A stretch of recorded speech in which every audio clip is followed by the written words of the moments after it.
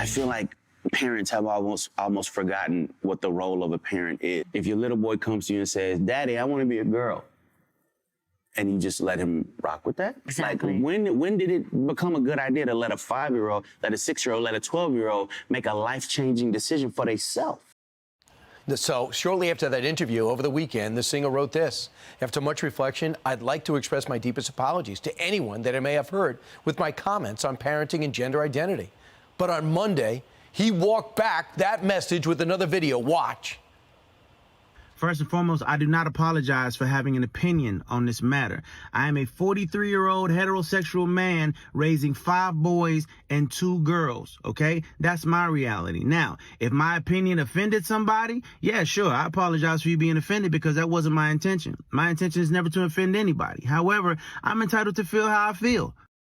But his publicist wrote that, he didn't. Our next guest knows a thing or two about not backing down from controversy. Former Mumford & Sons member Winston Marshall, now a successful podcaster. Winston, when you were watching this take place, you're thinking to yourself, this would happen to me, right? Hi, Brian. Thanks for having me on. Yes, there's a lot of things that remind me of what I went through, although one clear distinction is Ne-Yo is significantly more successful than I was. A 3-time Grammy Award winner. He sold over 20 million records worldwide. And he's also a father of 7, and he's speaking common sense. He said in the rest of that video that you didn't show, "I will never be okay with a child making a decision that detrimental to their life." He is speaking common sense. This is what all of us are thinking. And what's captured the music industry, the creative industries, and much of the discourse is an ideology based in falsity that men can be women and women can be men. It's not true. And as a consequence, our children are being significantly psychologically and biologically harmed and sacrificed, I think, to this ideology. So Ne-Yo has come out and stood by his principles, and it's so encouraging. You'll remember last year when Macy Gray, phenomenal singer, said that you can't, I think she said something like, just because you change your parts doesn't mean that you can be a woman. She then went on to apologize. This is happening almost weekly. In my country, it's happened. An actress called Amanda Abington did the same thing on the weekend. It's almost weekly. Now it's twice weekly.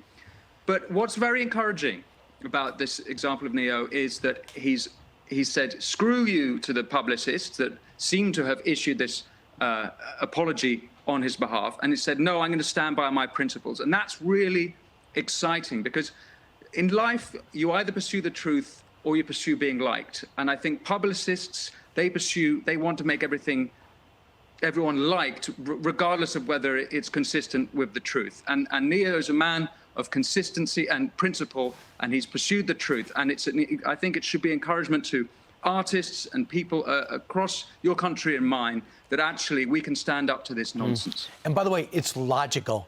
6-year-old walks up to you and says they want to switch genders. Of course you don't do it, right? And for you to say that as a father of 7, if people want to know more about an artist when they buy their records, now you know. You don't condemn it. You make your own decisions. But also you said forge ahead, push back, and you did that when you said Andy Ngo's book about Antifa and their evils. You supported it. You pushed back. Eventually, you came back, and you're glad you did. And it just goes to show you, no matter how powerful you are, it could all go away tomorrow, but you got to keep forging ahead, especially if you think you're right. And final thought, Winston? Final thought is, let this be a moment for us all to pursue the truth and see and let the chips fall as they may. And as someone who's did that exactly just over 2 years ago, I can tell you that it's been a great adventure, and the Lord has taken me on all sorts of weird and wonderful paths, but I'm very grateful for it. So don't be afraid. And we're grateful that you joined us today. Winston, best of luck with your podcast. Always interesting to talk to. Thanks so much.